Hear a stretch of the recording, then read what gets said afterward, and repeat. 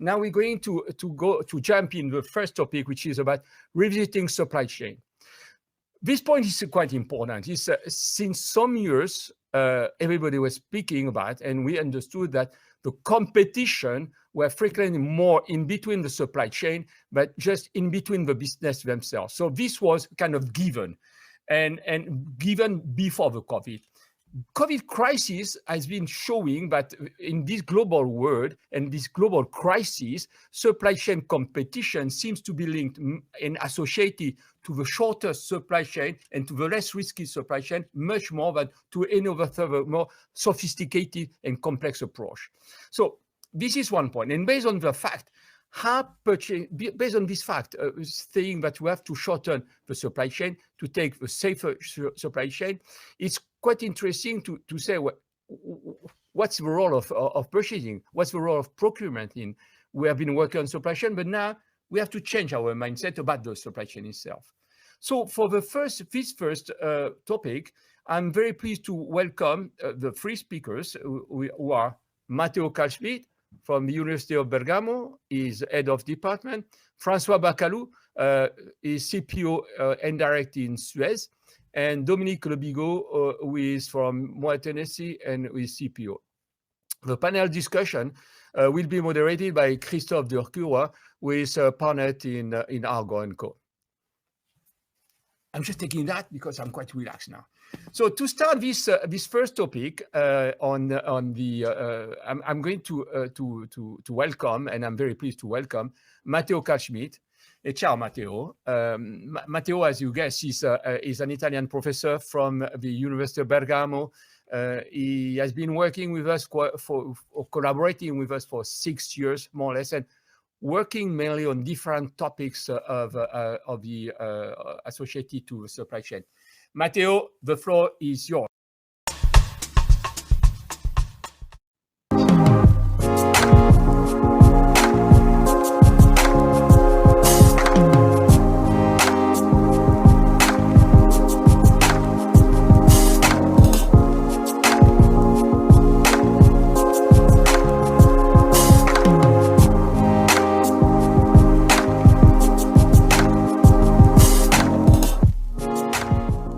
What do we mean by reshoring first?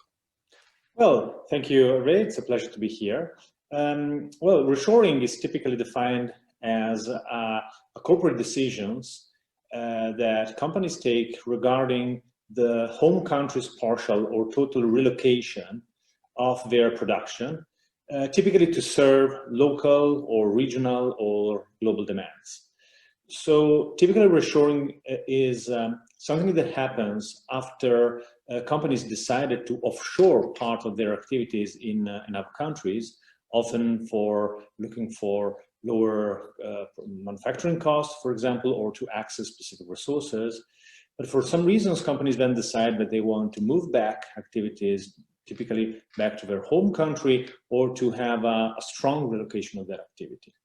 Reshoring is quite not really a new phenomenon. It started happening significantly in the last 10 years at least, but we have seen quite a growth in the number of cases of companies doing this process. Sometimes we refer to reshoring as backshoring, meaning that they typically shore back home.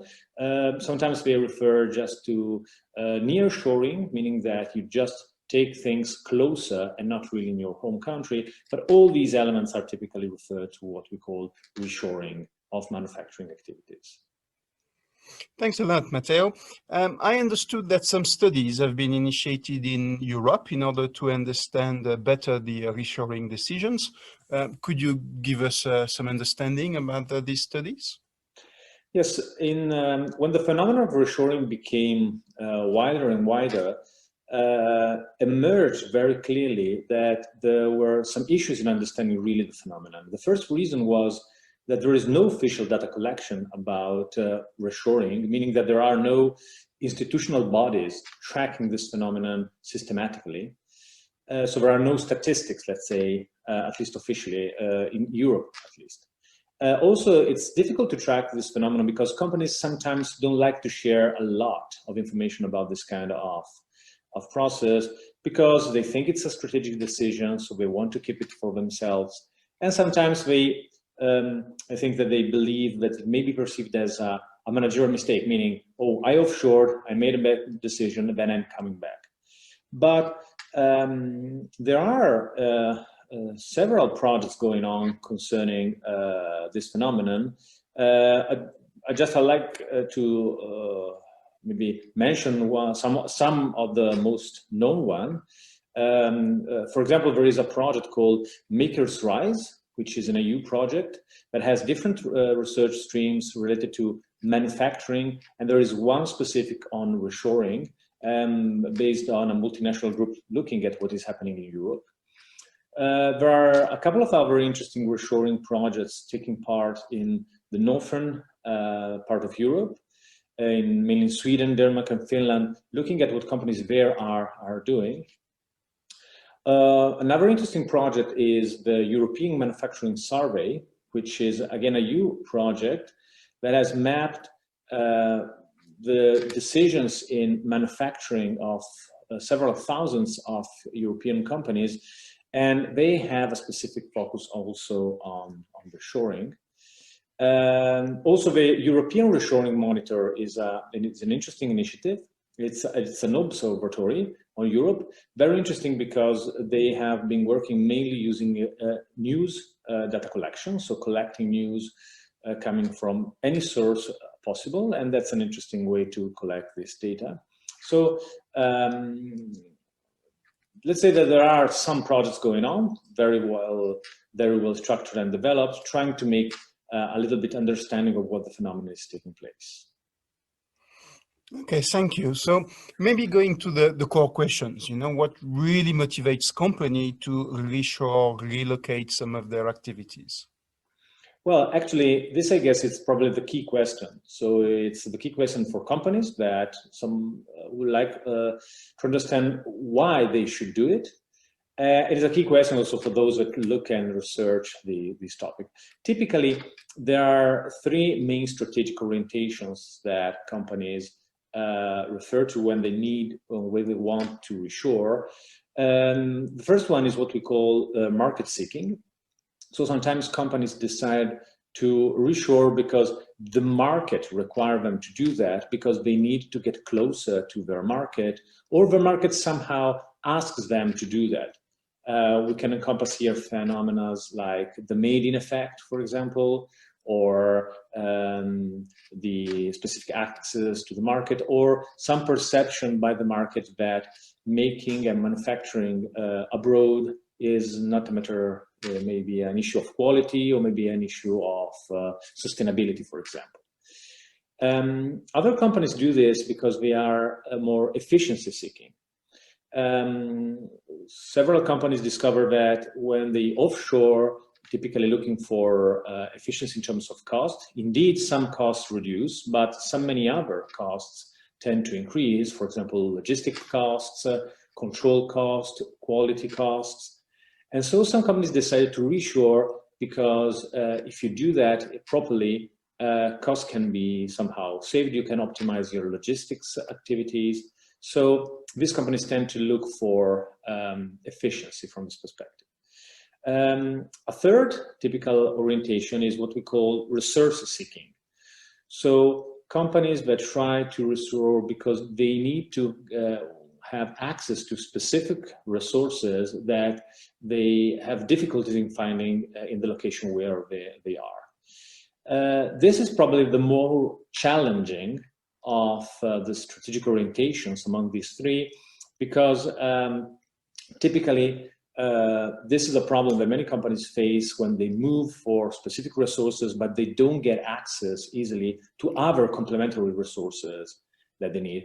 This is, for example, an interesting area where we discuss about the concept of reshoring readiness, so being ready to reshore. Obviously, a key issue is related to the management of the trade-offs among the different drivers, because you reshore, for example, to get access to specific competences. On the other side, you lose maybe in benefit of lower costs. So you have to renounce a little bit the positive effects in terms of cost in order to get access to something else. Or again, you may have, by reshoring, a reduction in logistics costs or in the complexity and the risk of your supply chain, but on the other side, you lose the access to a foreign market, which was potentially interesting. Today, I would say that most of the discussion is around the why companies do this, mainly by looking also at elements like innovation and sustainability, and in particular, how these two topics interplay with efficiency. So to which extent companies can still be competitive on the market, but try to use reshoring as an innovation tool and a sustainability perspective. I would say that today the real issue is not only understanding whether you should do it or not, but also how to do it if you decide to do that thing. I would say that the key question that the companies address from this point of view is whether to do the right thing, so whether to reshore or not, so which is the right thing to do. But the second problem is that when you have taken this decision, the real problem is do that thing right. So do that thing in a proper way. And our research shows that, oddly enough, it's more important to do that thing right rather than take the strategic decision properly. The big challenge is take a decision that you think, that you believe is the right one, and then do it well. Hopefully this is going to solve your problems, or at least make you a little bit more competitive. Thank you. And what do you see as the role for procurement here? Any difference with going to a new country? Well, actually, most of the discussion about reshoring is about reshoring of manufacturing. However, I would say that attention is given also to reshoring of procurement, meaning revising the procurement strategy, typically in favor to local procurement.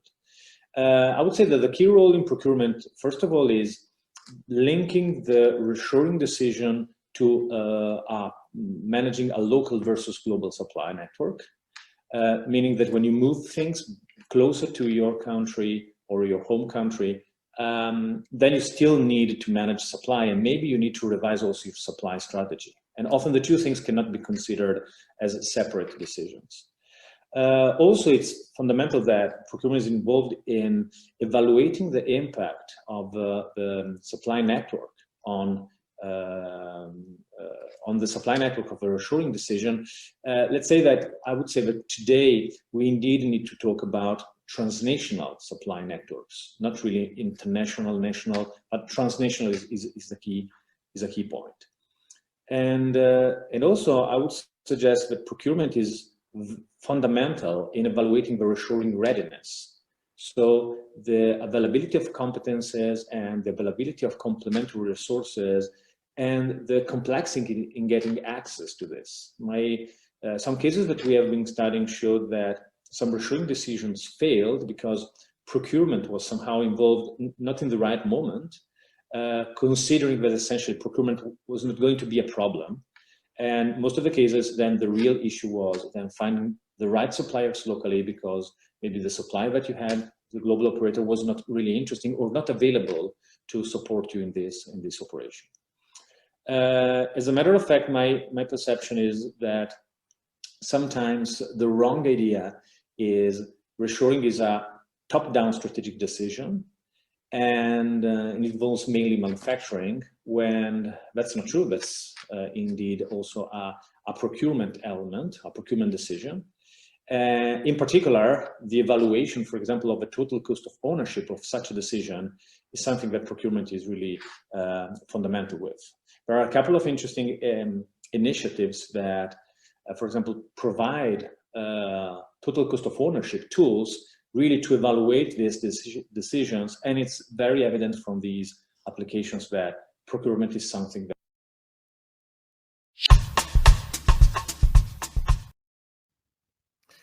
Grazie mille, Matteo. Thanks very much, Matteo. Very interesting discussion and presentation. You're working on research. All these ideas about supplier network were just great, and I think we have a lot of questions about these topics. So thanks. We're going to jump in the second presentation for this year's topic of relocalization or revisiting the supply chain.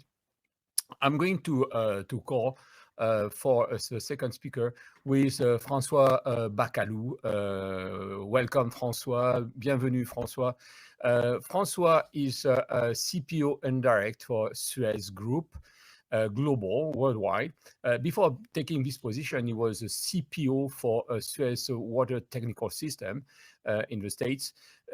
During this different position, he has been implementing these elements of reshoring and understanding how we can shorten or relocate these different suppliers and using this different supplier network and relocating this supply chain around the world. So I'm very pleased to welcome you.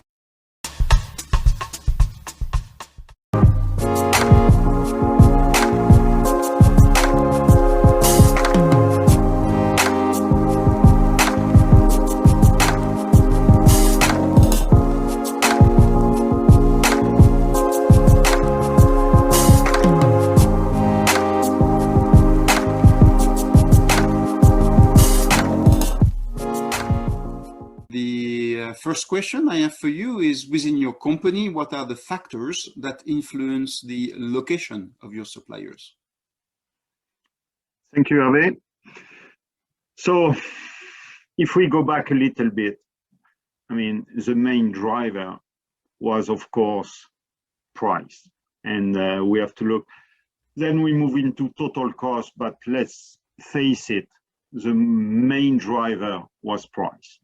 Beside price, we have now a key driver, which is health and safety. We need to make sure that our people are always in a safe environment. Of course, supply risk. Are we able to deliver on time because the lead time are shortening, etc., etc.? Are we able to deliver on time? And more recently, when I say recently, in the past 10 years, we move into other stuff like environment and social. The CSR became more and more important. So if we go back, price first, and then many other elements that help us to organize the transition. Thank you. You're in an industry, you know, the water, sanitation, where your customers are local authorities. Is this something, you know, that's impacting, that you take into account in your supplier selection and localization? Of course. And this is part of the relationship we want to develop with our customer, because, of course, we deliver a service for sure, but there is more to it.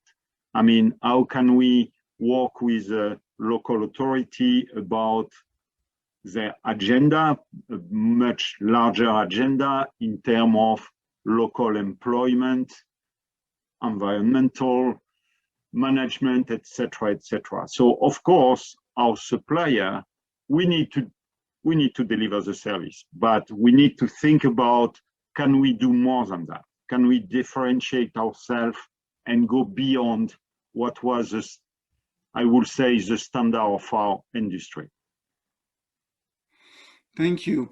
Could you give us examples where you've been thinking differently and where you've been rethinking in some ways your supply chain footprint and the localization of your supplier? Yeah, I think, I mean, the example that really, I mean, was a succession of innovation, new ideas, new way of looking at the business.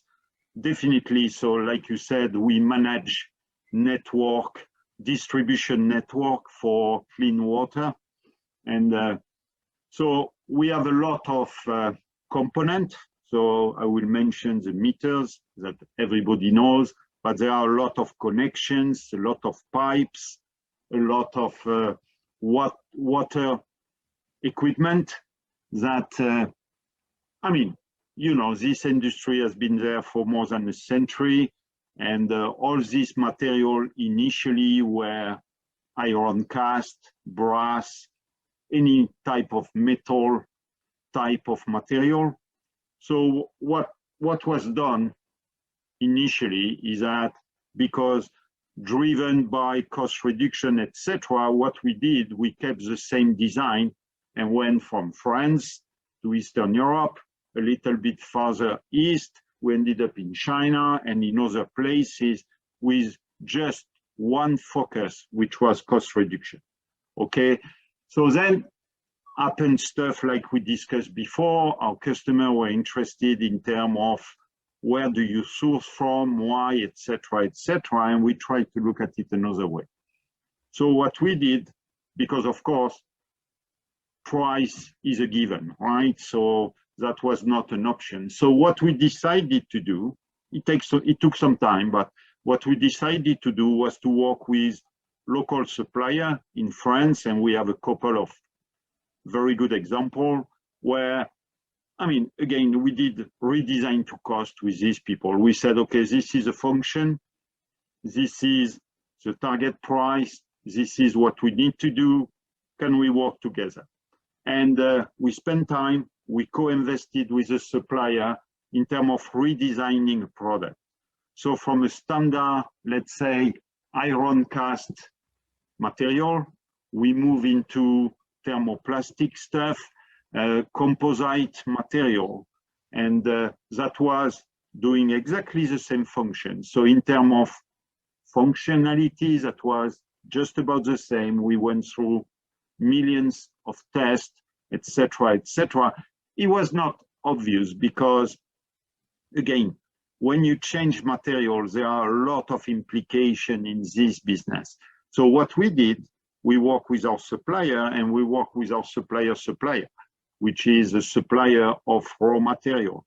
And we did a lot of research, because when we talk about composite or composite material, that says a lot. What is a composite? So we need to meet the specification. We need, if we can, to reuse existing material, and that's what we did. Now we use a portion of our material come from the automotive industry, recycle material. So we work with a supplier to come up with an alternative design that, again, will do the same job at the same price. And I have to say, maybe we have even improved on that with many other things. So the risk, supply risk went away. I mean, we have suppliers now that are located pretty close to us. When we talk about environment, without saying, no more transportation. And of course, the material, the environmental impact of recyclable plastic versus iron cast, nothing to say about that. So, and then if we move into the CSR aspect of things, that was as well very, very important and very well appreciated by our customer, because of course we relocated a very large number of jobs in France. So not just our supplier, but like we say, all their subcontractors, supplier, because now our supplier raw material is in France or very close in Europe. So there has been, starting with one concept, we have managed to, I will say, tick all the boxes. So now we don't only tick box on pricing, we tick box on environment, on CSR, on risk, and many others. Excellent. And I think you've got some other cases where you've been even looking at some of your raw materials, phosphates that you've been using inside the company as well, when you've been rethinking about your approach. So the example I just given you was more looking at things from a French perspective, because that was more for the French operation. The second example I would like to share is a more global one. One of our company is supplying membranes and various chemicals for the industry. And we have operations all over the globe. Okay, so we have operation in America, we have operation in Europe, in Middle East, in Asia, in Australia, everywhere. What we did initially, again, driven by cost, we all went to China. So that means every single region were dependent on a couple, 3 or 4 suppliers, all located in the same region. So again, same thing, Chinese regulation has changed, more pressure on manufacturer. So some of them just closed down, and that was a very big impact on the chemical industry. Some closed down, etc., etc. So that prompted a different way to look at things. So this is more getting supplier base aligned with our manufacturing base. So I'm not just talking about one country now, I'm talking about having partners that can supply us in every single region. So now we went with a couple of partners who had operation or warehousing in the different regions. So before that, we were sourcing maybe 90% from China. Now we are 20% China, 20% Europe, 20% Latin America, etc., etc. So altogether, we can support our operation from many different places. And I can give you a very recent example. When the COVID started in China, as everybody knows. So our operation in China were kind of struggling to find raw material in China. So what we did, we supplied from the other region of the globe, our Chinese operation. And then as COVID was evolving and being more and more present in the other region, we did the other way around. And that was then the Chinese supplier that could support us in the different region. So we said, looking at it on a holistic way, so I think reshoring makes sense when you are in one country, but just with the second example, it makes as well a lot of sense, even when you are global. We need really to think about what do we need to do with our supplier base in order to really support more strategically our operations. Thank you. We've heard that sometimes the reshoring is just the outcome from let's say a failed outsourcing or an offshoring that wasn't working very well. Do you have any actions that try to somehow from the start anticipate the avoiding to have some of these offshoring, starting from the early design phase, trying to avoid this type of things to happen with new product, new infrastructure components, things like that now? I guess a couple of examples I've given you were about decision made 10, 15, 20, 30 years ago, when, of course, the way of looking at things was a bit different. Now I have to say, with this network of partners, we look at exactly what you said. We try to anticipate the future because we know, and I can go back to my example on the network components. There is more and more digitization. So now we have meters with a lot of electronics in order to transfer data automatically, etc., etc. We have the same on all the equipment on the network to maintain the network, to give information about flow, etc., etc. So this is an endless story because, again, the decision we made on material, on plastic, by example, help us to be much more efficient in transmitting data, in communication, etc., etc. So back to your question, I think now we are more in a process where differentiation and technology will bring much more value to our industry than just standard cost reduction and offshoring strategies. Right. So having going through this, this experience and having all these cases that you've been able to gain success with, what are the challenge? What are the solutions? What would be advice for your peers in 2021 who want to go in such a way? So I always keep in mind two things. The first one is that this is not a sourcing or procurement initiative.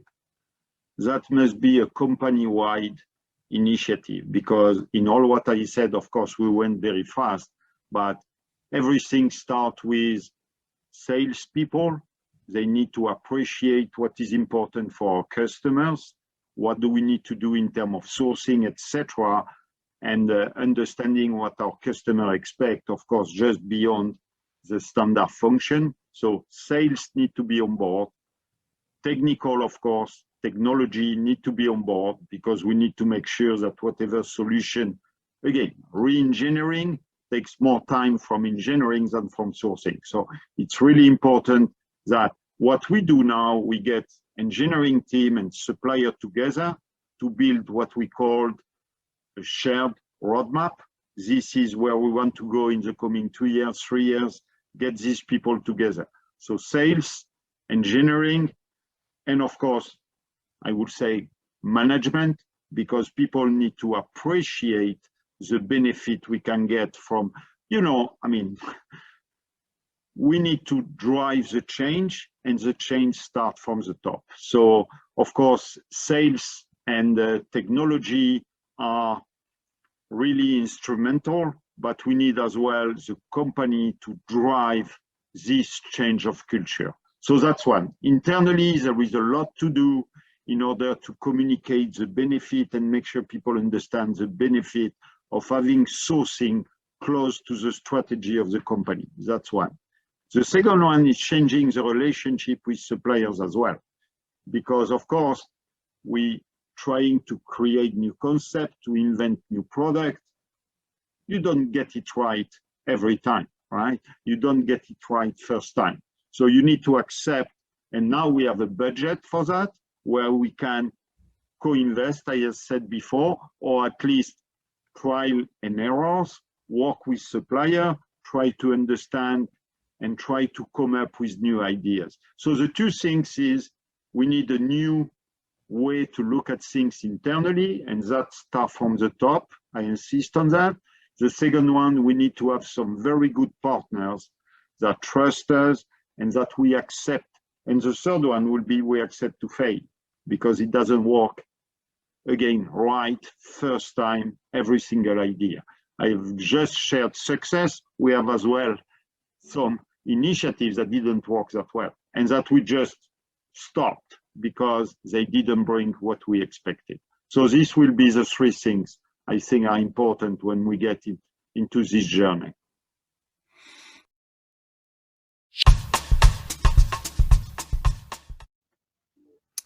Merci beaucoup, François. Thanks very much, François, for this very rich, deep presentation.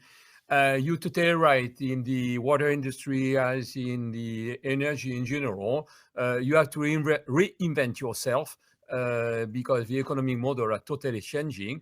We saw that yesterday, by the way, with Jose Luis, CEO of Nordex Acciona, explaining the new relation you have to develop in the new renewable energy.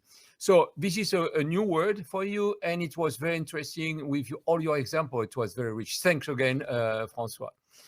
I'm now very pleased to welcome the third presenters, speakers, Dominique Lobigo, who is CEO Moet Hennessy. Another, that's a product you don't put water in. So there's a strange relation between François and Dominique, but liquid, but different liquid. So Dominique is working in Moet Hennessy, CEO. He has been working in different companies before, global companies, from FMCG to steel industry.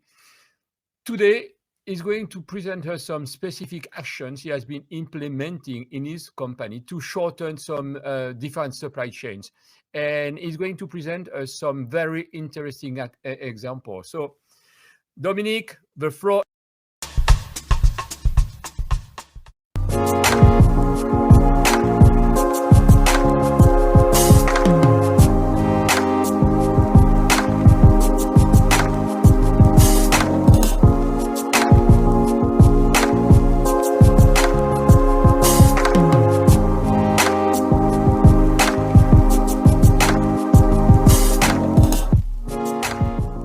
First question is, within your company, what are factors that influence the location or relocation of your suppliers?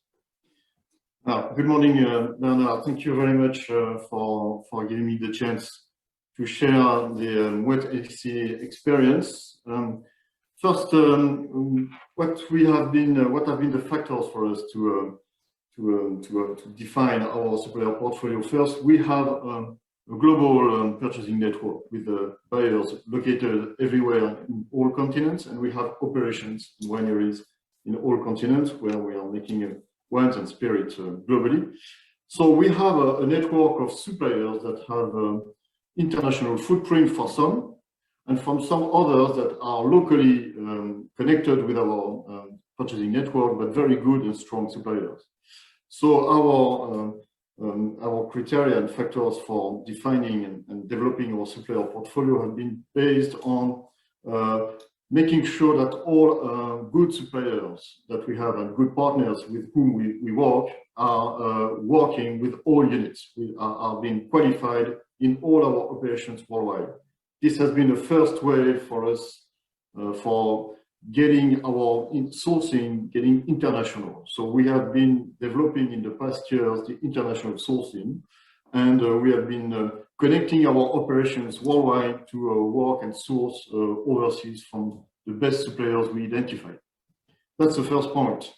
Second, we keep on adjusting our purchasing strategy to the new purchasing and new business challenges. And one of them, as you know, as everybody knows, is how can we reduce our carbon footprint, and how can we make our overall supply chain more agile. So for that, we initiated another program, which is taking all those suppliers that we have identified worldwide and making and giving them incentives to open operations in the regions where they are not. This would prevent them from sending materials overseas, and this would reduce the lead time and reduce the carbon footprint. And that's a program that we call Global Proximity. Okay, can you say some words about global proximity, because this is the main initiative for locating your supplier closer or relocating some of your suppliers or helping suppliers to come closer from your own locations. Yes, global proximity, nice words. This is very much in line with the reshoring initiative that we are discussing today. Global proximity, in fact, it's the next maturity level that we bring to our international sourcing. It has both. It provides both benefits: having the connection with best suppliers in the world and working with the best suppliers wherever their headquarters are, and making sure that we can build proximity close to our operations. That's why we call it global proximity. Few examples. For example, we are buying a lot of packaging material and for our wine and spirit products, and we have been developing the relationship with some of our key and strategic suppliers. For instance, one labels manufacturer who is located in Italy. We have this company has opened a site in Scotland next to our whiskey Glenmorangie operation, and they are now providing and supplying our operations in Edinburgh from a local manufacturing site. We have also created a bridge, and we have developed a very good supplier for rigid boxes, what we call the rigid boxes, the cofre, if you want, a supplier located in Brazil, a very good supplier that have been working with our Brazilian subsidiary for years, and now this supplier has opened a manufacturing site in Champagne, and making sure that we can now provide rigid boxes for our products in Champagne.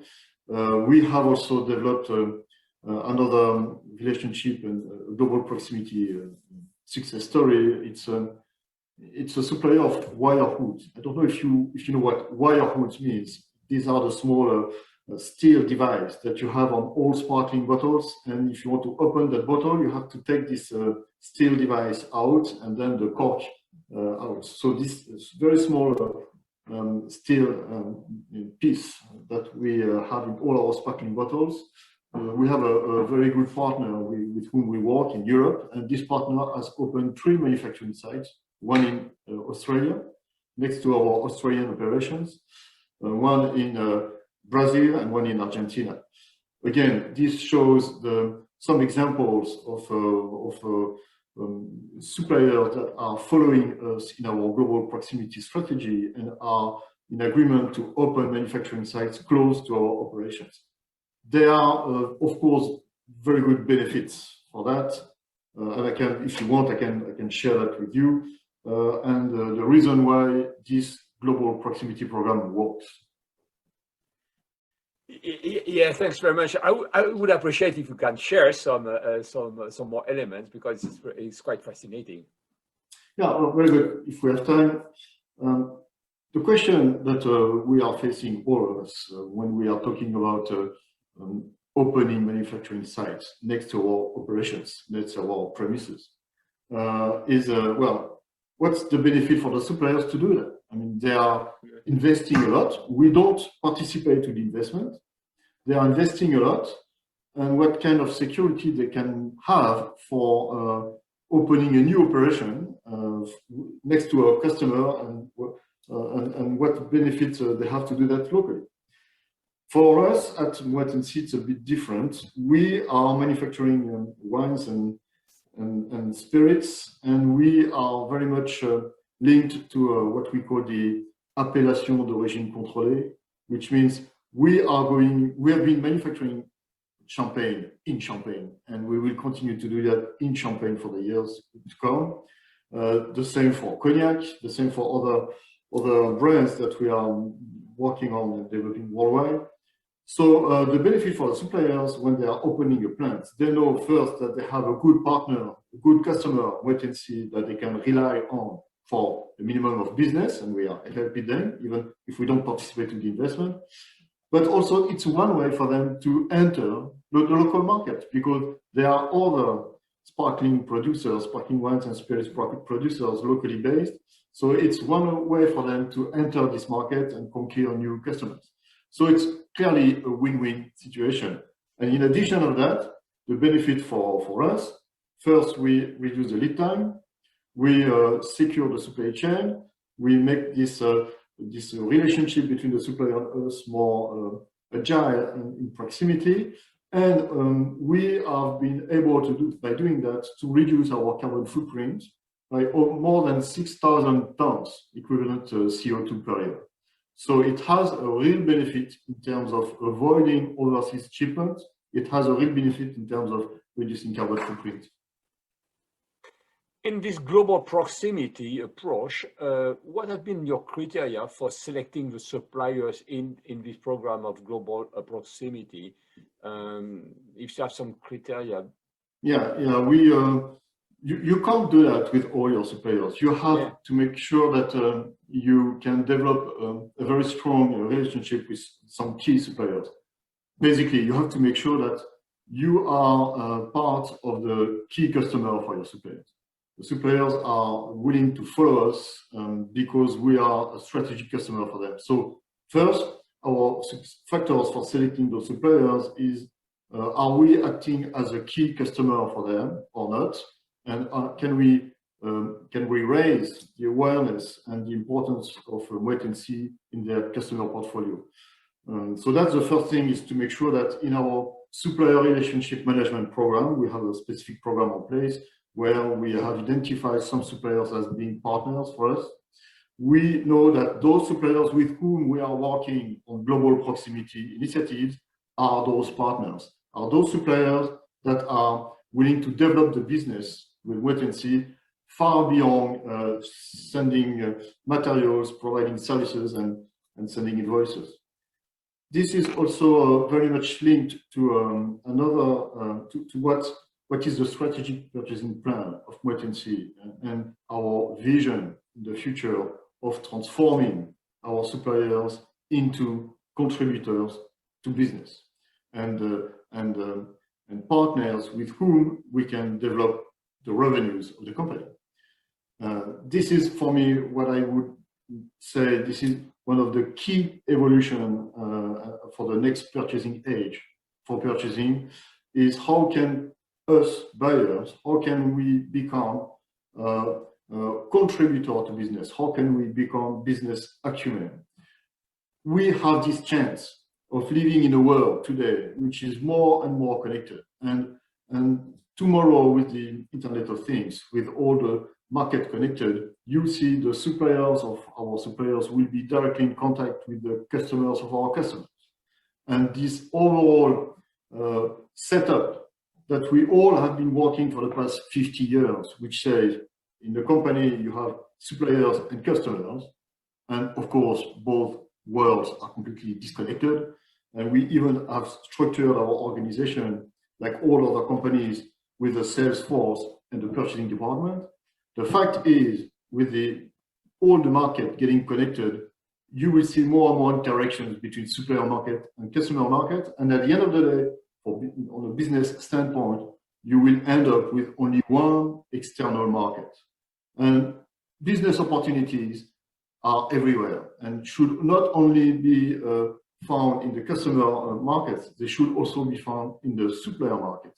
And that's why purchasing has a key strategic role to do in the future, because we are the best, us buyers, to know and to understand our supplier markets. And we will be asked tomorrow, all companies will be asked tomorrow the same question: what do you do as a buyer to help impacting revenues?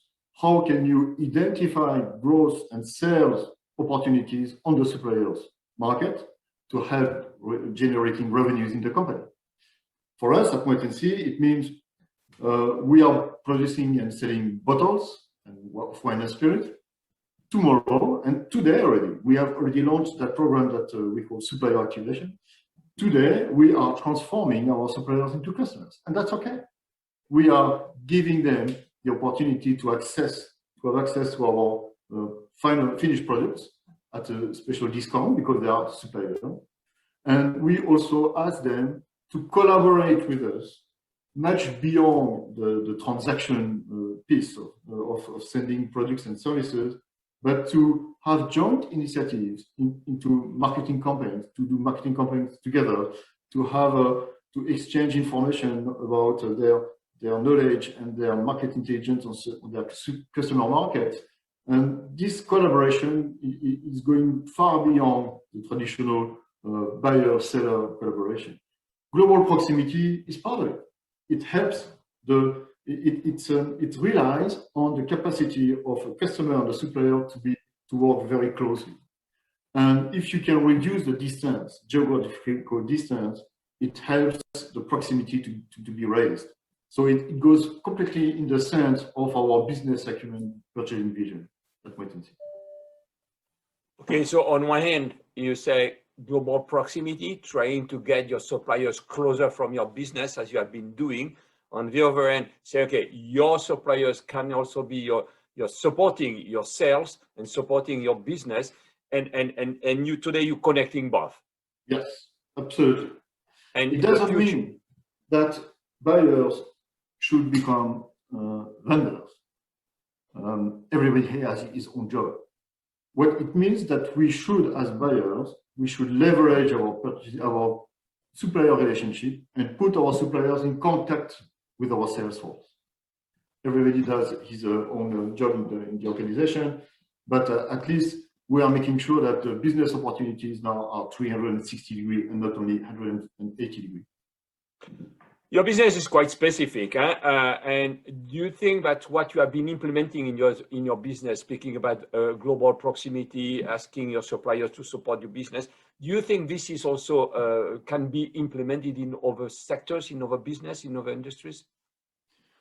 I say yes. I think it's already the case in some companies. Some companies have already been pushing their suppliers to develop and to open manufacturing sites close to their businesses. We saw that in the past with some successes, but short-term success, because this was mainly in the car industry or the FMCG, whatever. But as long as the customer can ensure that its own operations sites are going to remain in that region, it's a long-term investment that it's worth for the supplier.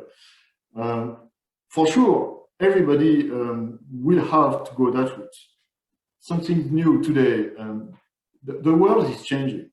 The world is changing for different reasons. We have been experiencing in the past 10 years and even more in past 5 years, a very strong awareness of everything which is environment. And on the top of that, the CO2 emission. Today, it's not absolutely the case, but tomorrow, the regulations are going to increase, and more companies will be asked to reduce their carbon footprint.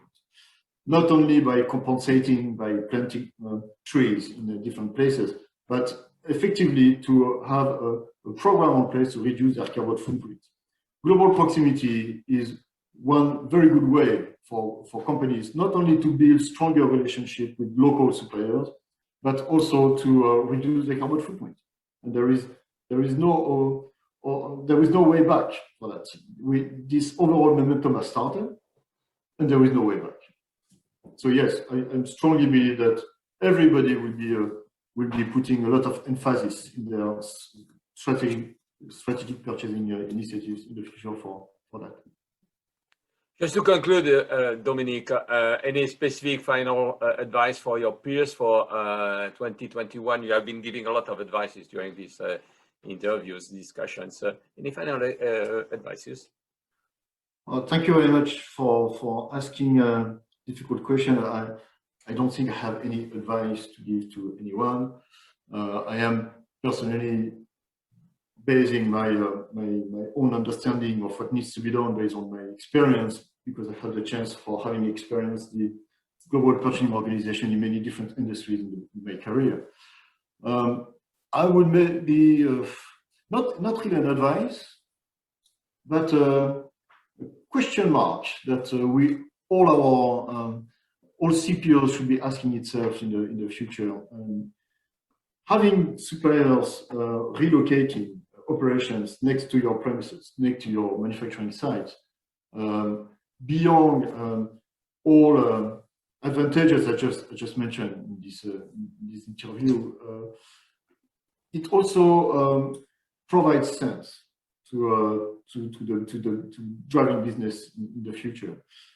One thing which is different today, and I'm not talking only about COVID. COVID, we all have been working and going through this COVID crisis and this pandemic crisis.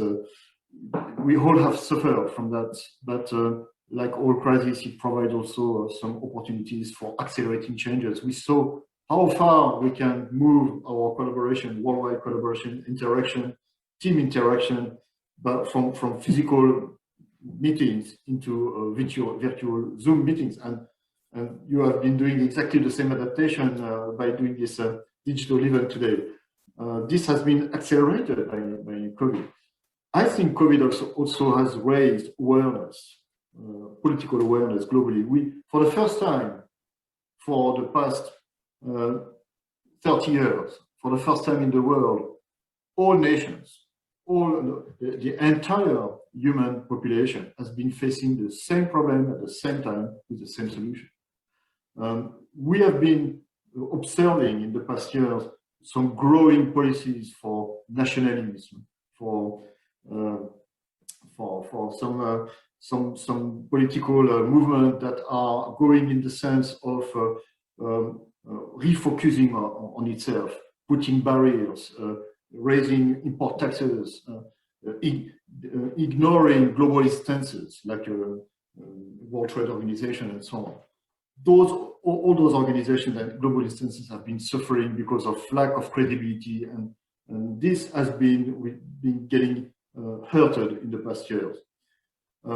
This COVID crisis has clearly reminded everyone that we can, in fact, at the end of the day, we all are facing the same issues. We all are living the same planet, and this planet is becoming very small. And it's more important that we all work together, that we raise and create unity between nations than separations between nations and protectionism.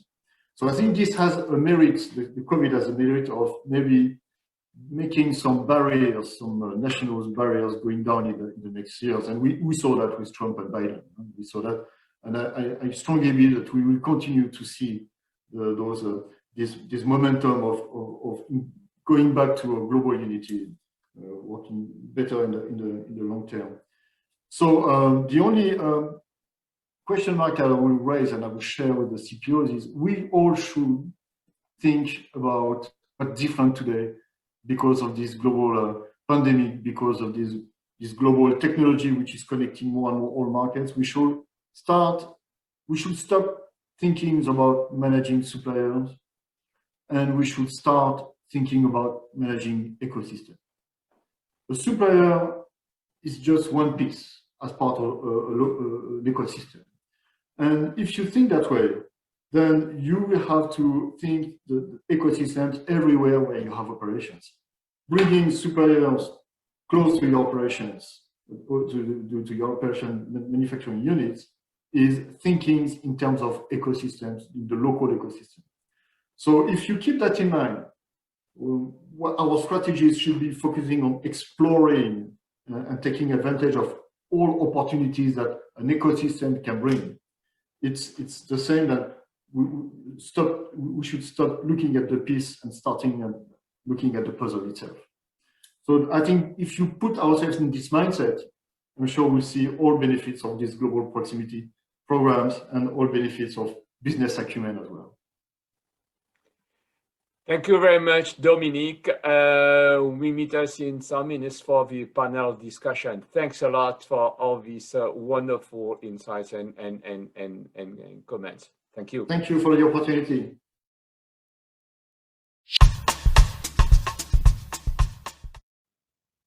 Thank you, Dominique. Dominique, CPO, Moet Hennessy, who is part of a LVMH group.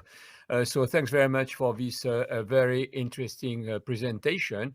This wording, global proximity, I'm sure you got a lot of fans for these two words because it's very interesting to have been associated these two words, global and proximity, for shortening the supply chain, what you have been doing in Moet Hennessy. So thanks very much for all your explanation. Thanks very much for all your example. Thanks very much, but reminding that the world is changing, and so we're going to go for discussion. We entering in the roundtable, so I'm just going to wait for Christophe to be with me.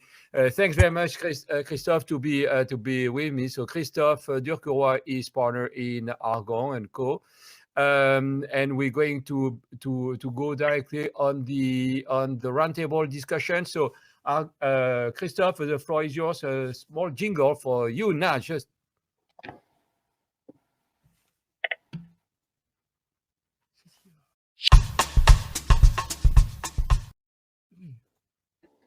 hello everyone, can you hear me well?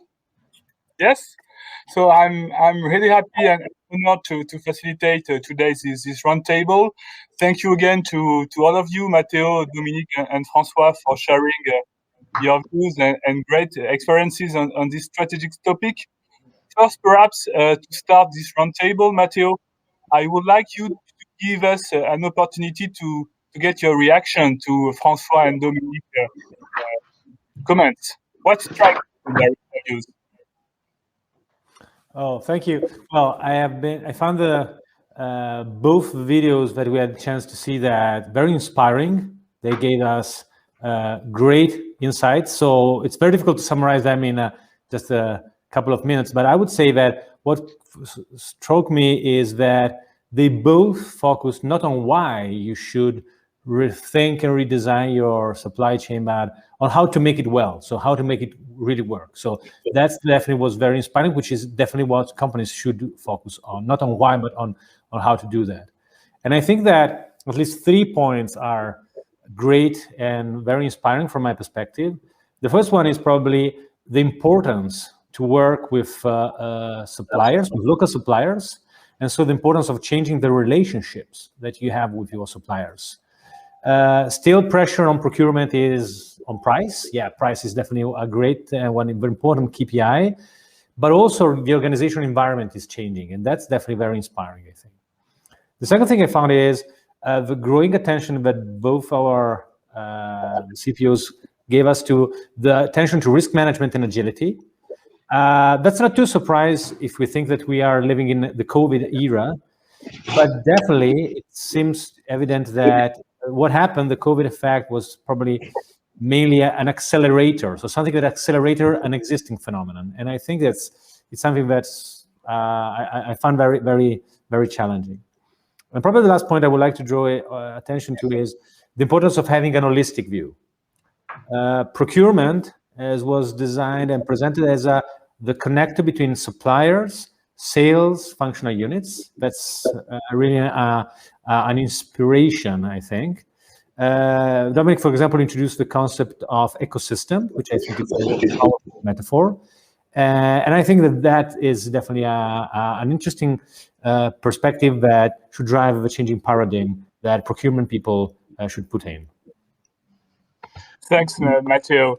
Thanks for your view. I would like to take the opportunity of this roundtable perhaps to focus on one point you all highlighted is around the strategy execution of a reshoring approach of the supplier relocation program. You all insisted in that phase, and especially you, François, you discussed a lot around the fact how important it is to develop internally within the company relationships with other departments such as sales or engineering to implement levers such as design to cost, for instance, one of the examples you mentioned.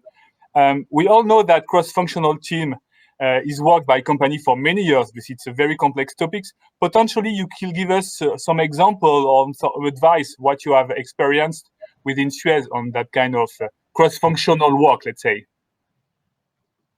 Okay, so for that, and I think we need to go just beyond cross-functional activity. I guess what we're talking about now is sharing the same vision. And that's a question I will ask to Dominique, because he presented all this proximity approach from a procurement perspective. I guess my question is it as well a top management perspective? Is it a company strategy, or is it just procurement trying to push this strategy? Because to me, this is, back to your question, this is really the key. Procurement now need to spend more time internally, I will say, than externally. Because this great vision we have about supplier collaboration, supplier being part of our ecosystem, supplier really working with us as partner, need to be shared by everybody within the company. Because if it's just procurement pushing for that, we won't go very far. So I guess to me the key, and again, there is not a toolbox or something magic that's going to make things work, is really spend the time to explain to everybody, and especially top management, how critical it is to look differently at our supplier. It's not another body outside of the company that we need maybe to put pressure on to get, like Matteo said, some cost reduction. It's a real opportunity. These are people who have research and development, we have a commercial strategy, we have a lot of things, and we need to appreciate what these people could do for us, and not just on delivering product, and that has been very well presented, not just delivering product, but brainstorming with us, being part with us, how we are going to differentiate ourselves, position yourself in a different way on the market, not just thanks to what we can do internally, but thanks to the new relationship we will have with suppliers. So that's really why I want to insist, is that need to go beyond procurement. That need to be the next company strategy, is leverage. We are very good at managing human resource. We need to be as good at managing external resource. And that should be everybody's responsibility. And again, like Dominique said, we will stay in our job, no problem. But everybody in the company, when you talk about technology, about sales, about as a contribution to developing this relationship with suppliers. And this is what I think, this is a new way to look at things. Yeah, I fully agree. If you allow, Christophe, I will build on what François just mentioned, as well as Matteo. You're absolutely right. That I think we are living at an inflection point today in the history of purchasing, and we are jumping clearly into the next generation purchasing. What I like at purchasing, and to build on what François was just saying, this cannot be only a strategy, isolated strategy by procurement. It has to be shared by the company, by the executive people. What I like in purchasing, if you push back yourself in the past 40 years, purchasing was born in the 80s. And every 10 years, this is the only function that I know. This is the only function which is reinventing itself every 10 years. Every 10 years, the job of purchasing is different. We started with focusing on prices, getting the best price in the market. Then in the 90s, I would say we focused on cost, total cost of acquisitions, and quality and delivery time. So best compromise is productivity. Then we moved into the early 2000s into not only price and cost and productivity, but also innovation. We are expecting purchasing to innovate, to come with innovations, and also in the past 10 years in sustainable initiatives. And how can we contribute to the environment and to managing the risk and ensuring compliance of all our processes and integrity in the system.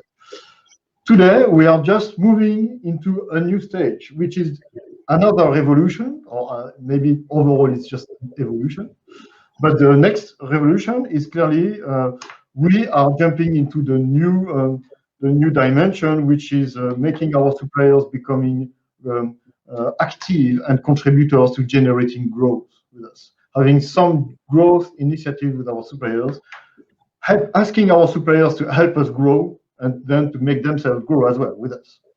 So that's business acumen. Vision for me is just another turn into the history of purchasing. But to come back on what you said, it has to be shared and to be you need to have everybody on board. For that, who are we talking to? I mean, I was also building on what Matteo says in terms of mindset. You have to change the mindset of your customers, your internal customers. You have to change the mindset of your suppliers, and you have to change the mindset of the executive people, and you have to change the mindset of the buyers. The way we do that, we decided that the whole relationship with supplier has to be considered differently. We are going to change the way suppliers are working with us, and we are going, more importantly, to change the suppliers are working between themselves. I take one by one. Suppliers will have an active role in helping us building revenues, trying to open new doors and new markets and new growth opportunities with us, because they are very much in a very good position to help us on that. And they are much more, they're very much willing to do that, because suppliers are willing to expand their relationship beyond purchasing. If they can be in contact with ourselves, they are more than happy. They are enhancing their relationship with us. So they are very much open to that. It's just the common sense. So we did not have any difficulties on the supplier side to convince them that this is the next step we need to work together. We did the same also with our purchasing community, because everybody understand in the what we call the unified network of purchasing. This is a purchasing community which is full of talent. We have 120 buyers worldwide, and the average age is 31 years old, and the seniority on average is 6 years. So we have very good talents and knowledgeable people. And what we have been explaining to them, and they are very clever, so they understand. This overall new step is going to make their job more impactful, go much beyond the bottom line, but also contributing to the top line. It makes your job even more interesting, more impactful in the company. So that's also something which is common sense. And this is very easy to accept. Then comes the time you talk to the executive people, which is very important. As executive people, of course, we need to understand that they are not the most clever people in the world. Huh? So we need to have very simple explanation when we talk to them. I remember when I had this idea of asking our suppliers to become customers as well. I came to the CEO of the company and to some other presidents of our business units, what we call our maison, and I told one by one. I told them, look, you know what? This was in 2017 and 2018. I said, you know what? I think I have a stupid idea, and I would like to share it with you, and you tell me if it's really stupid or if you see some common sense behind. Can we sell bottles to our suppliers? And they all are buying bottles everywhere, so every year. So all of them said, it's obvious. We should have done that before. So why didn't we do it before? So again, each time when you move to this new generation step in purchasing, you show the common sense. This is just a logical step. And it is pretty much linked to these global technologies of connecting all markets together. Dominique, you just highlight right now and in your speech previously in the global proximity approach that the buyer will move from managing supplier to managing ecosystem, which is quite different, and from bottom line focus to also sales contribution, even if they are not the new sellers, but they need to focus also on that. This is a huge, as you just mentioned, this is a huge challenge in terms of capabilities. Those change. Can you tell us if it changed the way that you recruit people, that you train people, that you develop your team? Yes, very briefly. You will be surprised. You will be surprised, Christophe, how clever people can be. When you talk about common sense and when you talk about a vision, which is just a continuity of what happened in the past 40 years, the new term, you see, you just need to be clever. If your purchasing community, and that's the case today, we have been working for the past 30 years in building purchasing skills into business schools, into programs. Today, clearly, all the young students that are going out of those schools, masters, they all are very good people. They all are clever, and they are very much open to new ideas and new changes. So I would say, in terms of profile, I would say no. You don't need to have a different profile. You have the best talents today available in the market and for tomorrow. What needs to be done is just communication. It's just showing some new ideas and putting those ideas into practice and learn by working, by doing it.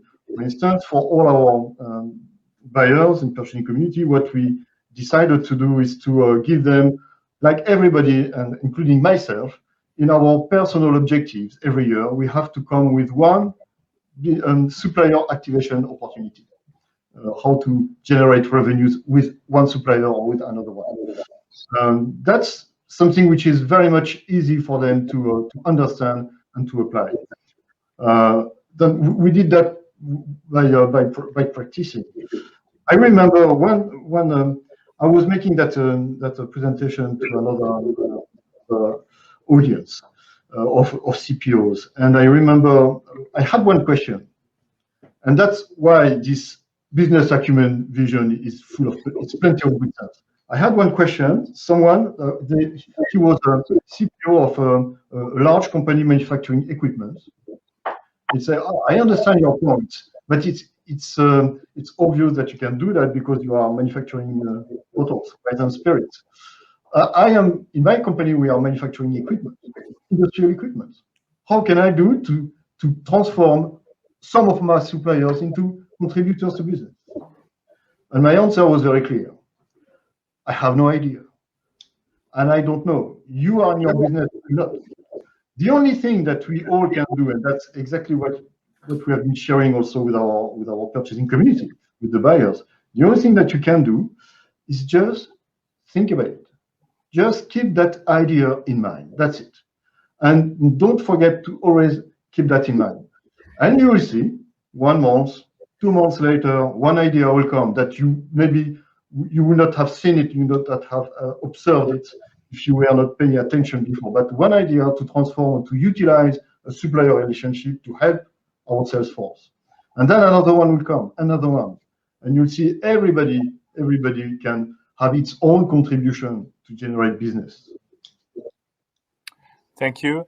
I think that, Francois, you have also some examples within Suez where you worked on not only bottom line, but also working on how can we impact the top line by selling with or generating revenue through suppliers. Can you give us some example around that?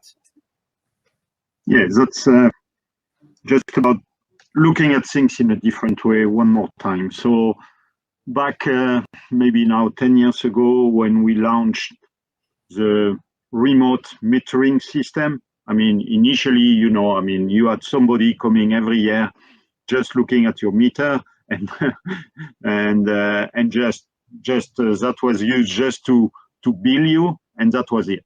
I mean, meter was just used just for billing perspective, and that was it. So then we come up with a new technology, which was remote metering. And guess what? You go from having one information a year to having the information every 15 minutes.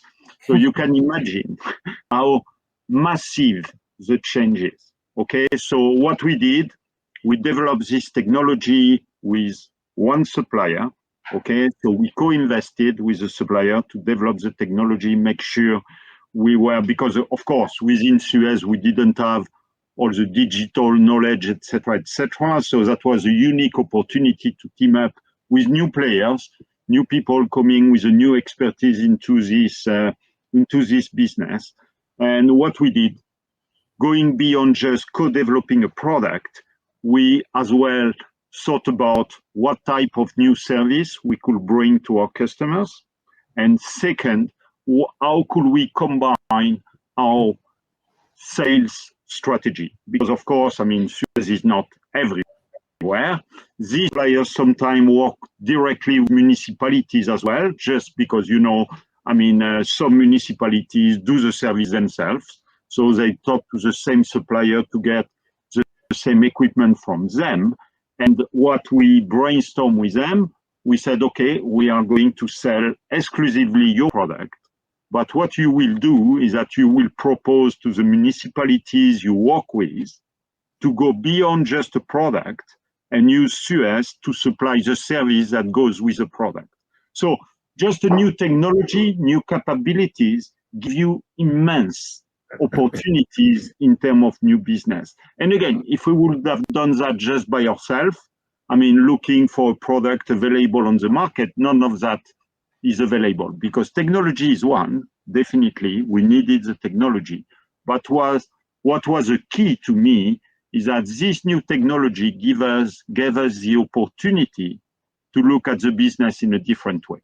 And not just in isolation, but like we said, with a network of people, because we had suppliers, but we talked as well to our customers. What type of service could we develop for you, etc., etc.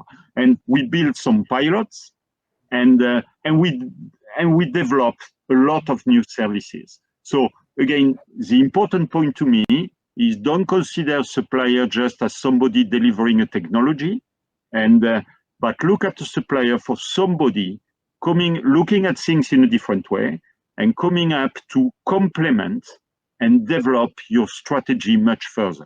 So that's exactly what we did. That opened up new business opportunities in terms of new customer and new services. So that's really the way we looked at it. Excellent, Francois.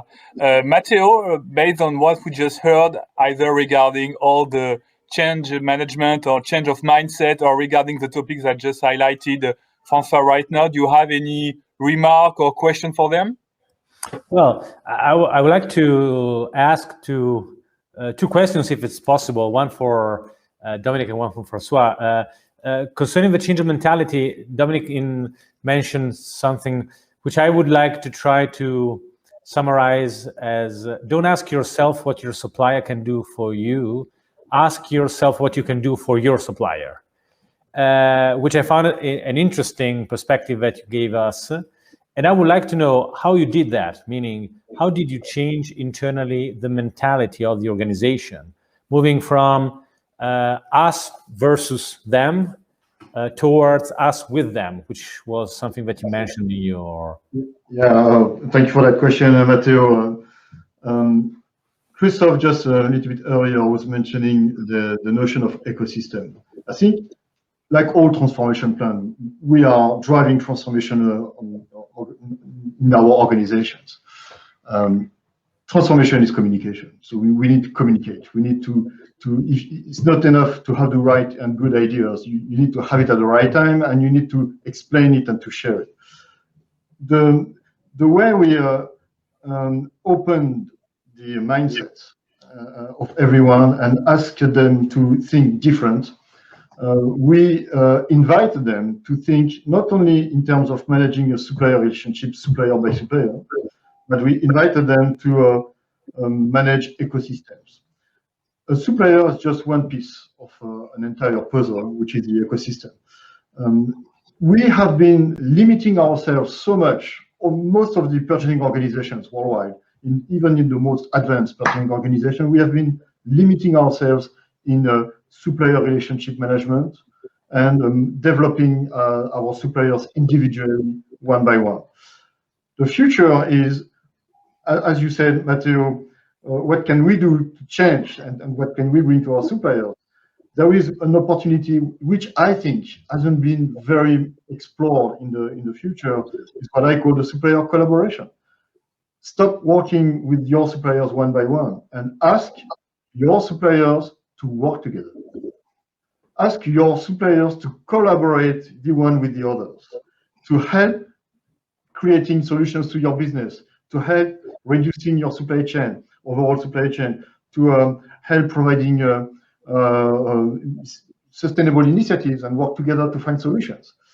But we are, and again, these new technologies of communication are accelerating what we call the collective intelligence. We are all so much connected, then collective intelligence is by far is much more than individual intelligence.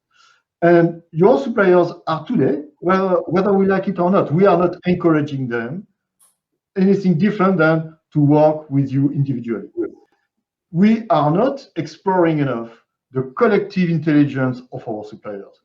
It doesn't mean that we should ask our suppliers, competitors to work with each other. There are some limits to that concept, but you can have different suppliers from different markets, different industries, getting connected because they are all sharing the same issue, the same problem, and working together. So that's one way, by elevating the vision, by opening a new dimension in the supplier relationship, then it's one way to change the mindset, and people start to think, yes, maybe we should think different. Thank you very much, Dominique. If I may try, if I would like also to ask a question to Francois. In his speech, you mentioned about smart meter, and I think that in your organization, digitalization is becoming ever more a topic. So I would like to know if it's possible for you to give us a hint to what you're doing, what you're planning to develop in the using digitalization in your organization. So when we talk about digitalization, we talk mainly about dynamic data management. That really is the way we look at it. And let me give you just a very simple example. So initially, Suez again delivering drinking water to producing drinking water and delivering it. Initially, we had contract with municipalities, right? So we were dealing, our customer were the municipalities. So we have maybe 1,000 municipalities in France. So, okay, you deal with 1,000 customers, let's say. Then next step was to go to what we call subscriber, people having a meter at their place. So you jump from 1,000 to 4 million. And now with digitalization, we are talking about managing what we call the end user. When you have a group housing, you got 1 meter for maybe 100 of people, 100 of apartments, 100 of that. So we move now from 4 million to maybe 20, 30 million. So you see the amount of data that we have to manage in order to be able to deliver information, pertinent, right, dynamic information to these 10 million, 15 million of people. And that gives us unique opportunity to deliver service, not just to the municipalities, not just to the subscriber, but to the end user as well. So that's exactly how the business, and again, back to what I said earlier, technology move the opportunity or change the way you should be looking at the business. And that's exactly it. So now our challenge with digitalization is to be able to sell service, not to 1,000 customers, but to 15 million of customers. And this is really what we are talking about. I have a question, Christophe, if you agree, for my dear fellows CPOs here. We are all having the same challenges. We need to drive changes in the organization, and we need to take the organization to the next level. I like very much the way you have been able to install and the new messages in the organization and drive those changes. This digitalization at Suez, François, is just great, and by far was clearly in advance what we can see today. And the fact, Matteo, that the way you bring back your suppliers close to operations, these are risky strategies, and we expose ourselves to do things different. So I'd like to ask you, to both of you, what was the main obstacles that you have? If you would pick one obstacle, one problem that you had to face, and the way you overcome it. So maybe I go first. So the big obstacle or change that we have to manage, to me, is top management perspective on procurement. Okay, because of course, I mean, one of you mentioned that already. Procurement, even if that was 30 years ago, procurement is still seen as bringing contribution to the bottom line. Okay, cost reduction, and cost reduction. So what was to me very inspiring and insightful was the opportunity, but you have to do it over and over, over again and over again. Every time there is a new manager joining the company or you have a change in management, you need to go back. Is to tell people, don't look at a supplier just as an external body that we are going to get into a power struggle and what I call margin transfer from one company to another. Look at the supplier as an opportunity to create value in the value chain. Look at the supplier as somebody who has got capabilities to do some looking at the business in a different way, bringing innovation, bringing new ideas. Because when you said you have your own new ideas, I mean, most of my ideas come from suppliers.